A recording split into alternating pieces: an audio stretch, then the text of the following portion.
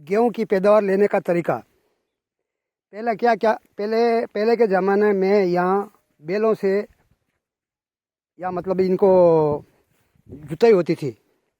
अब बैल तो रहे नहीं। अब कि इनको क्या करते हैं, 3-4 बार इनके ट्रैक्टर हलों से इनको एकदम हल से इनको जुताई की जाती है। एक बार फिर उनके ऊपर ऐसा रपट की तरह इनका पूरा साफ किया जाता है। फिर इनको 2 बार इन पर हल की जुताई किया जाती है।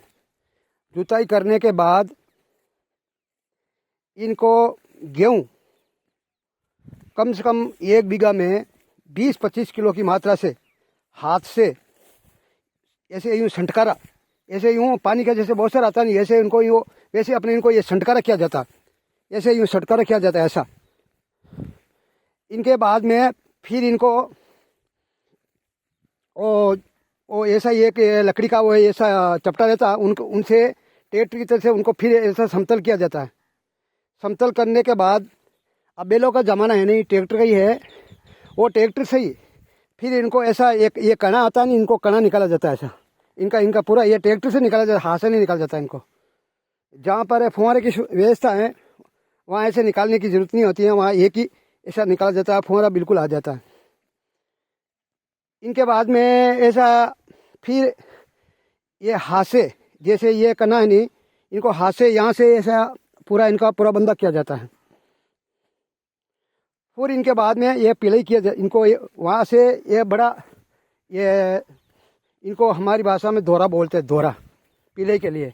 जैसे वो सामने ट्यूबवेल है, वहाँ ट्यूबवेल है, वहाँ से ऐसा ऐसा दोरा से ऐसा वहाँ से वो पानी को वहाँ छोड़ते हैं। जैसे पानी को छोड़ा नहीं, जैसे ये मान लो जैसे यहाँ से यहाँ कम कम थोड़ा बहुत ऐसे दोरा किया जाता है। ये पिल गया। इनके बाद में फिर बाद में ये यहाँ से ऐसे वो पानी को ऐसा ऐसा रोका जाता है। ये ऐसा दोरा ये फिर ये पूरा पिलाई हो गया। इनके बाद में इनको ऐसा ही किया जाता है। फिर इनके बाद में फिर ऐसे ही किया जाता है।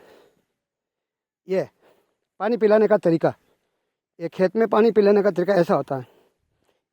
सेम एक ही सही, जैसे वो इनमें डबल। अब जैसे ये पूरा हो गया, फिर बाद में ये पूरा होने के बाद जैसे पानी आएगा नहीं, फिर उनको उनके बाद में ऐसा यहाँ रोका जाता है, पिला जाता है। ये देख पहले का ज़माना भी ये भी ऐसे ही दोरा है, दोरा से ऐसा पानी निकाला जाता है।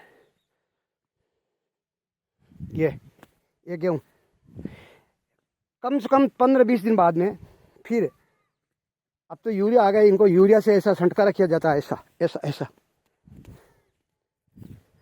और फिर 15-20 दिन बाद में वो उनको यूरिया फिर बाद पहला यूरिया भी पहला भी डालते हैं, इनके बाद में भी वो ऐसा छंटकारा किया जाता है। और इनके बाद में फिर पिलाई की जाती है। कम कम एक गेहूँ को 15-20 दिन बाद में ऐसा पानी छोड़ा जाता है। गेहूँ को कम से कम इनको कम से कम 7-9-10 बार ऐसा पिलाई की जाती है, 10 बार कोई 9 बार। जैसे यहाँ बीघा बोलते हैं, यहाँ बीघा में कम से कम ये गेहूँ बोले तो कम से कम 15-20 मण ये 15-20 मण मतलब तो 5 क्विंटल तो लगभग 1 बीघा में। एकड़ का मतलब है कम कम 15 एकड़, अब 15 क्विंटल 1 एकड़ में ऐसा पैदावार किया कर लेते हैं। ये गेहूँ बोने का तरीका, इस प्रकार से गेहूँ की पैदावार ली जाती है।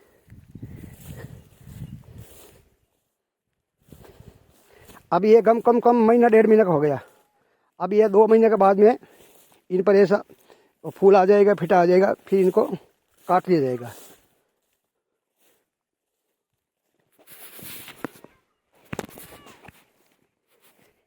ये राजस्थान गेहूँ लेने का तरीका।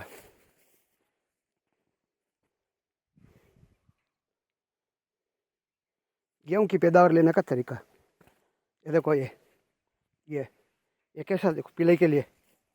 ये अब ट्यूबवेल का है पानी, इस खेत में फुहारा नहीं है, ये सामने दिख रहा नहीं, वहाँ और आयडा के भूमि वहाँ फुहारा का सिस्टम है। या पुरानी विधि से ही, क्यों खेत छोटा है नहीं, इसलिए वो ये दोरा के हिसाब से इनकी पिलाई कर देते हैं।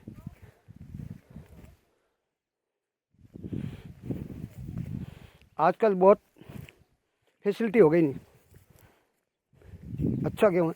अभी इस गेहूँ को क्या कम यहाँ गेहूँ, अब ये महीने में इनको सर्दी है, सर्दी मिलेगी तो ये गेहूँ अच्छा मतलब पकेगा।